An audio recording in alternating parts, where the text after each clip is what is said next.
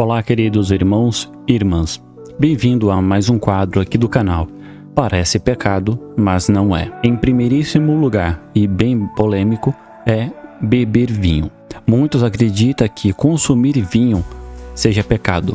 No entanto, a Bíblia apresenta um cenário mais complexo sobre o assunto.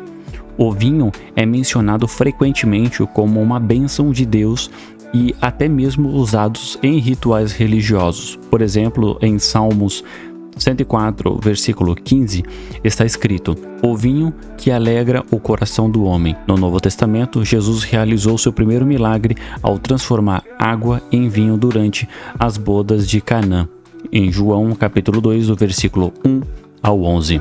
Historicamente, o vinho no contexto bíblico era alcoólico, resultado do processo natural de fermentação do suco de uva. Esse processo ocorre quando leveduras convertem o açúcar em álcool, preservando a bebida e impedindo que estrague. O teor alcoólico do vinho bíblico geralmente variava entre 5% e 10%, similar ao vinho moderno, embora muitas vezes fosse diluído com água, numa proporção comum de 1:3, uma parte de vinho para 3 de água. Isso o tornava mais leve e adequado para o consumo diário, além de ajudar a purificar a água, que nem sempre era potável. Entretanto, a Bíblia alerta sobre os perigos do consumo excessivo. Em Provérbios capítulo 20, versículo 1, diz o seguinte: o vinho é zombador, e a bebida forte alvoroçadora, quem é vencido por ela não é sábio. Ou seja, o problema não está no consumo moderado, mas no abuso que leva à embriaguez. Conclusão, para encerrar esse tema: beber vinho em si não é considerado pecado perante a Bíblia, mas há uma forte ênfase na moderação e na responsabilidade.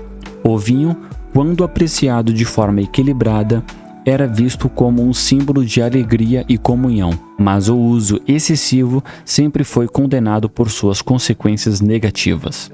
Número 2. Dançar. Muitos associam a dança ao pecado por conta da conotação sensual ou contexto inadequado. Mas a Bíblia não condena a dança em si. Na verdade, há muitas passagens que mostram o povo de Deus dançando em celebração.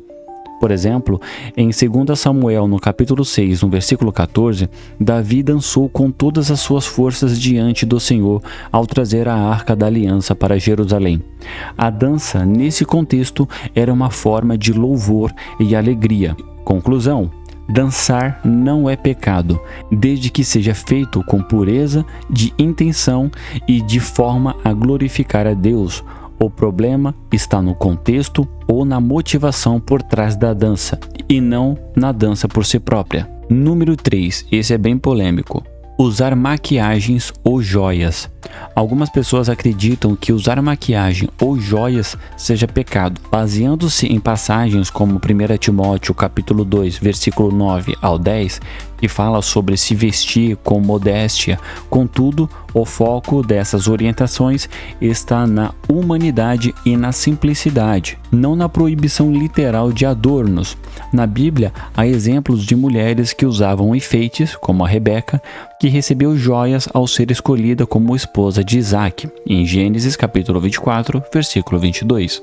Conclusão: usar maquiagens ou joias não é pecado, desde que não se torne uma obsessão ou algo que alimente o orgulho. A modéstia e a simplicidade deve ser a base para qualquer escolha de aparência. Número 4. Esse também vai gerar bastante polêmica, mas aqui respeitamos todos.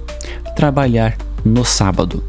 O sábado era observado como o dia de descanso no Antigo Testamento, conforme o mandamento dado por Deus em Êxodo capítulo 20, versículo 8 ao 11. No entanto, no Novo Testamento, Jesus trouxe uma perspectiva mais ampla sobre o sábado, destacando que o sábado foi feito por causa do homem e não o homem por causa do sábado.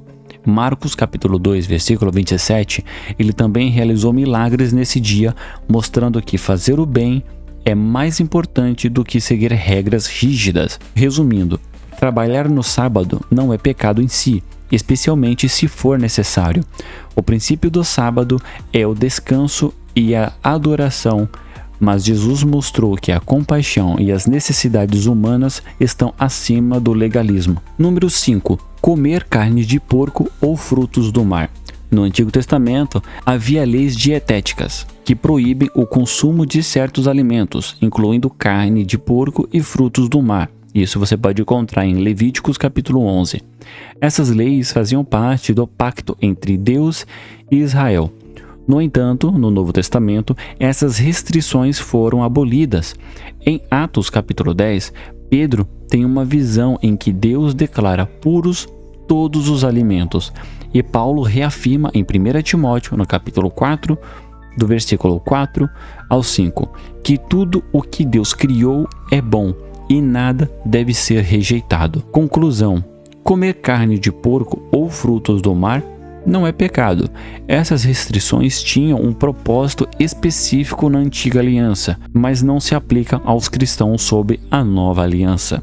Mas nós aqui no canal Encontro com Deus respeitamos todas as posições. Isso aqui é apenas um vídeo informativo, tá bom? E por último, ouvir música secular. A música secular é frequentemente vista com desconfiança por alguns cristãos, mas a Bíblia não proíbe ouvir músicas que não sejam de cunho religioso. O importante é avaliar o conteúdo da música e o impacto que ela tem sobre quem a ouve. Em Filipenses capítulo 4, versículo 8, fornece um bom parâmetro. Tudo o que é verdadeiro, tudo o que é respeitável, tudo o que é justo, tudo o que é puro, seja isso que ocupe o vosso pensamento. Em outras palavras, ouvir música secular não é pecado, desde que ela não contradiga os valores cristãos ou afaste as pessoas de Deus. A escolha deve ser feita com discernimento e sabedoria. Podemos ver, por exemplo, Roberto Carlos cantando a música Como é Grande o Meu Amor por Você. Isso é um hino de amor puro e sincero, dedicado a alguém muito especial, e não é uma música cristã. Uma outra música que temos aqui, por exemplo, é Legião Urbana, Pais e Filhos, um clássico que aborda a complexidade dos relacionamentos familiares e o amor entre pais e filhos. Ele não era, vamos dizer, cristão, não é uma música cristã, mas não é uma música que denigre os ensinamentos bíblicos. Muito pelo contrário, fala sobre o amor e o relacionamento entre pais e filhos. E tem vários outros exemplos. Então, o que você achou desse vídeo? Você discorda? Deixe aqui nos comentários, será interessante a gente ler e debater e discutir de forma saudável e de mente aberta. Gostaria de uma parte 2? Coloque aí nos comentários. Eu leio todos os comentários, tá bom, pessoal? Tento sempre responder também. E coloque aí o que nos comentários para eu trazer para um próximo vídeo.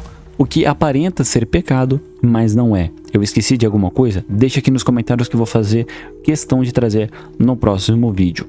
É isso, muito obrigado. Que Deus nos proteja hoje, amanhã e para todo sempre.